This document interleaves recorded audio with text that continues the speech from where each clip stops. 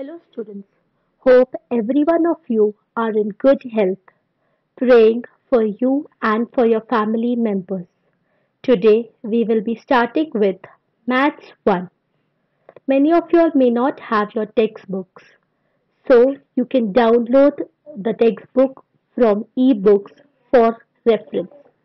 Today we will be starting with the first chapter, that is linear equation in two variables. If you could recollect, we have already studied about this chapter in the previous ninth standard, and in the current 10th standard, we will be studying further more in detail about this chapter. Before we move forward with the chapter, let us understand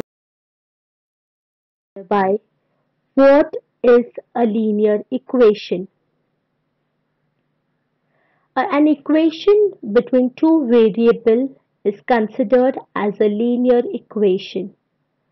When this linear equation is plotted on a graph paper, we get a straight line. The variables involved in the linear equation should have the degree as 1. The general form of the linear equation is written as ax plus by plus c is equal to 0. In this general equation, the values of a and b cannot be equal to 0. In the general equation, ax plus by plus c is equal to 0. A, b, c are real numbers, x and y are variable, and they should have equal degree as 1.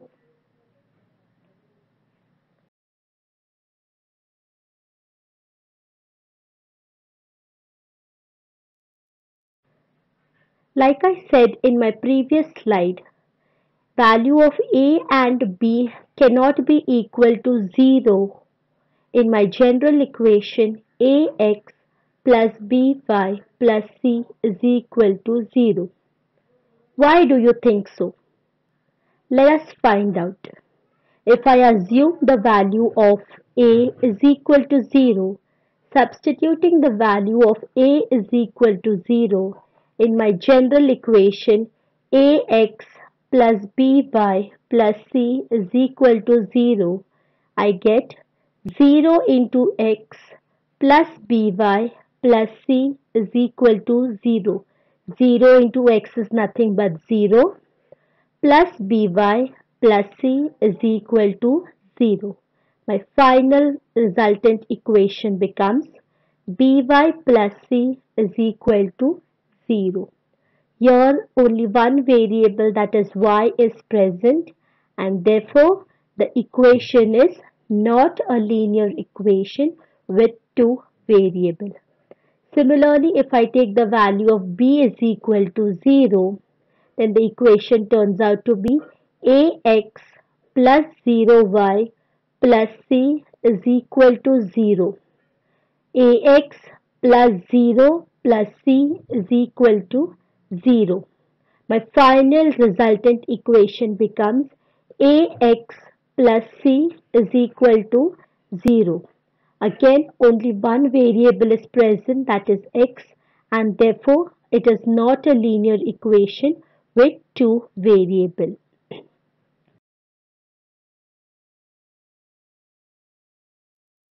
Example, y is equal to 4x minus 2.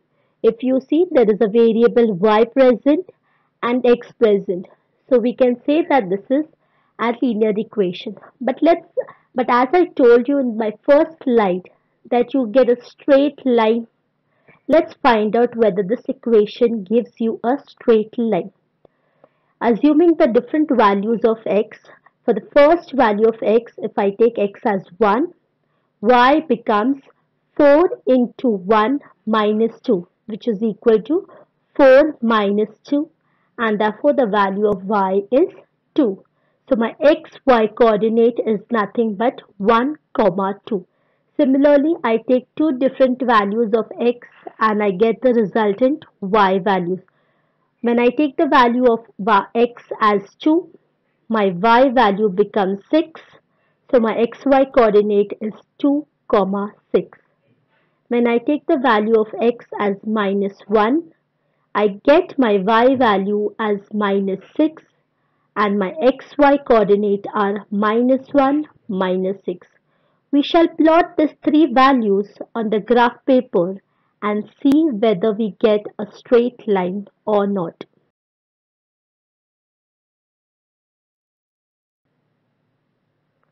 The first values are 1, 2, second 2, 6, the last minus 1, minus 6. I draw three coordinate points and I draw a straight line passing through this point, and if you see, you are getting a straight line, and hence I can say that y is equal to 4x minus 2 is a linear equation with two variables which gives a straight line when plotted on the graph.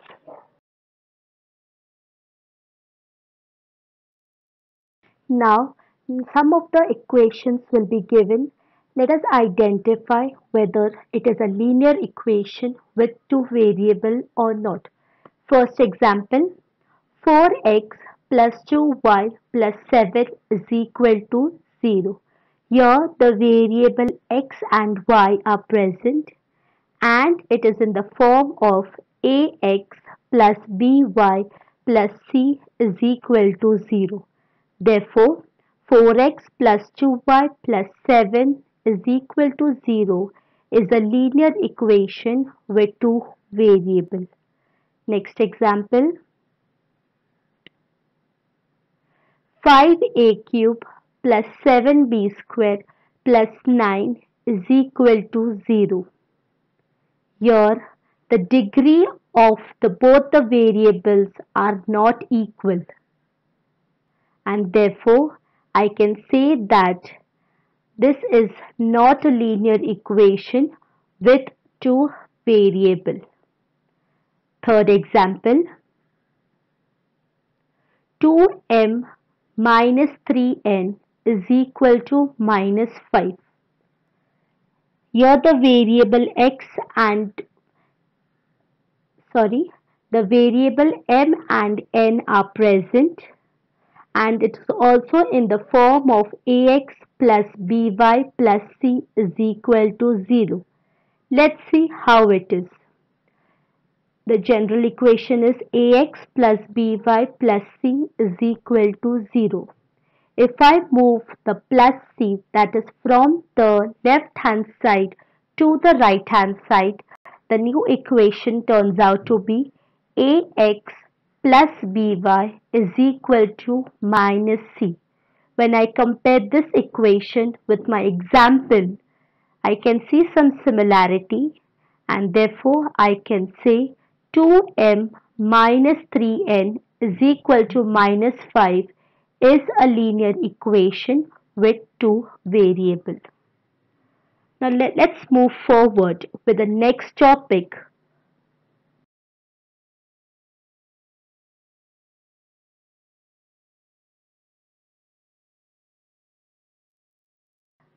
Simultaneous linear equation.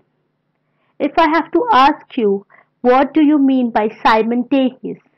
In common language, simultaneous means at the same time. In maths, simultaneous linear equation is considered as when we think about two linear equations in two variables at the same time. It is called the simultaneous linear equation. We have already studied about simultaneous linear equation in the previous class and the two methods of solving them. The first one is the elimination method and the second one is the substitution method. We shall recall both the methods by an example.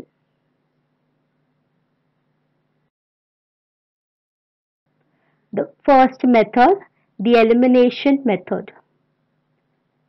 Example, 2x minus 7y is equal to 7.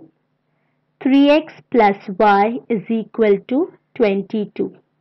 Let's give this equation numbering. 2x plus 7y is equal to 7 is my equation 1. 3x plus y is equal to 22 is my second equation. Multiplying equation 2 by 7. So I get 3x into 7 is 21x. Y into 7 is plus 7y. 22 into 7 is 154. Now if you see the similarity between first and my third equation, the middle term minus 7y plus 7y can get cancelled, and therefore I will write adding equation 3 and 1. So by adding equation 3 and 1, I get plus 7y minus 7y gets cancelled. 21x plus 2x will give me 23x. 154 plus 7 will give me 161. Therefore, x is nothing but 161 divided by 23. Therefore, the value of x is equal to 7. Substituting the value of x is equal to 7 in my equation 1, which is nothing but 2x minus 7y is equal to 7. 2 into 7 minus 7y is equal to 7. 2 into 7 is 14. 14 minus 7y is equal to 7. I take the numerical values to one side. So 14 from my left hand side will move to the right hand side. Since it is positive 14, when it moves to the right hand side, it turns out to be negative 14. So minus 7y is equal to 7 minus 14. Minus 7y is equal to 7 minus 14 is 7. Sign of the greater digit, that is minus 7, and that is why there is a minus 7 present. Y is equal to minus 7 upon minus 7. Y is equal to 1, and therefore my xy value is 7, 1. So by elimination method, the answer obtained is 7, 1.